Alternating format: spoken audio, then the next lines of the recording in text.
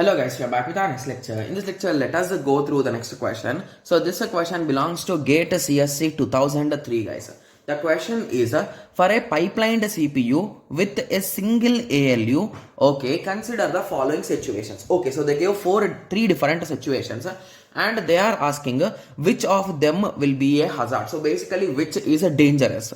Okay, yes. So let us start. The instruction J plus 1, okay, instruction uses the result of jth instruction as operand. Okay, so the first thing that they are asking is this question belongs to data hazards, guys. I think everyone is watching this video by following the course, right? Yes. So if you are following the course, we have already discussed what are data hazards and what are the different types also, right? So exactly what is data hazard is, so let us assume a register operation in this way. Okay. So if you observe here carefully, so if I want to know this R2 value, from where can I get, guys? I can get from here only, right? Yes. So indirectly, if I run this equation first, so basically assume that I assumed the old value of R2 before this instruction is completely done. So it is an issue, right? So that is nothing but an hazard, guys. Got it? Yes. So anyway, now let us go through that concept which they gave. They gave three statements and we need to say which of the following will cause an hazard. Okay, so they are talking in, I think in all the equations, they are talking with respect to J and J plus 1 instruction, right? Yes. So the first statement says that the J plus 1 instruction uses the result of J instruction as an operand. Yeah, exactly. So what I wrote exactly here, guys, it is a nothing but R2 is used by the next equation, right? Yes. Okay, so what type of issue, guys, it is a nothing but a read after write, right? So basically it is a reading before that write operation is done. So basically this issue is called as read after write. Guys, I've gone through the terminologies and there are total three terminologies, guys. Read after write, write after read, write after write. So these are the three terminologies we have discussed. Okay, yes. So now you got an idea, right? So if it is using this data which is to be used here as an operand, so at that time if this instruction is started executing, so at that time this instruction, even though it is not done, so basically few students will be like thinking like we are not getting the idea, right? Yes. So let us even internally let us decode. So if you observe this carefully, what will be the steps, guys? Instruction fetch, instruction decode, operand fetch, then we will have execute, then we will have the result, right? So we will write back. Okay, so whenever you are using a pipelining system, it will run the lines parallelly, right? So once while this line is running, indirectly this will also start running, right? So here instruction fetch will done, here instruction decode will be done. Okay, so here operator execution is going on, right? So after this you will get the R2 result.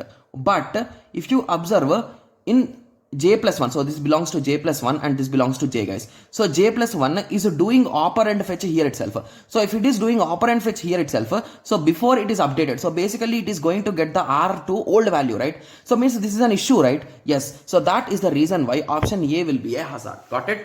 Yes. So now moving on to the second equation, that is the execution of a conditional jump instruction. Okay, so execution of a conditional jump. So basically if you recall, we along with the data hazards, we also discussed the control hazards, right? Yes. So assume that there are some instructions in this way, I1, I2, I3 and so on up to I10. So at some moment of time we are having an instruction I2.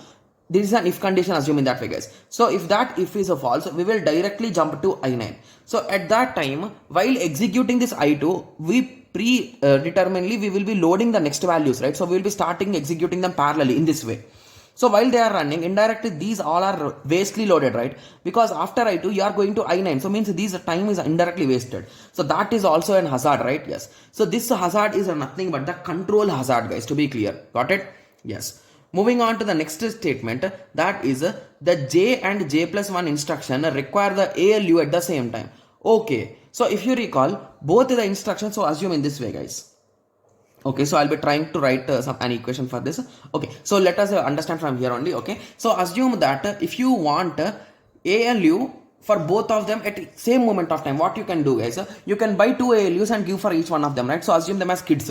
So basically two children are asking for a toy. So they both are saying that we want. So indirectly you can buy two toys and give each one of them for one, right? So the same thing here also. So both of them want ALU. So at that time what you can do, guys, so we are having only a single ALU in a system. So indirectly we should buy. So this type of thing is a structural hazard, guys, because we are low on our structural things.